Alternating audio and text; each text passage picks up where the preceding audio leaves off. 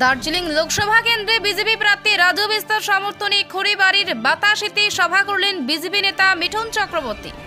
সভা থেকেই নিজ ছন্দে স্লোগান মিঠুনের, ভোট দেওয়ার আগে চিন্তা করার আবেদন জানান জনগণকে।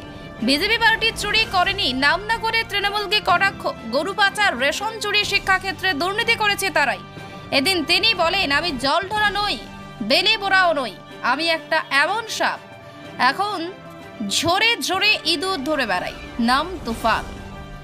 এবার বারবার আসবো, আমি সেই মহাগুরু যে খবর দেখে না, খবর পড়ে না, শুধু খবর তৈরি করে।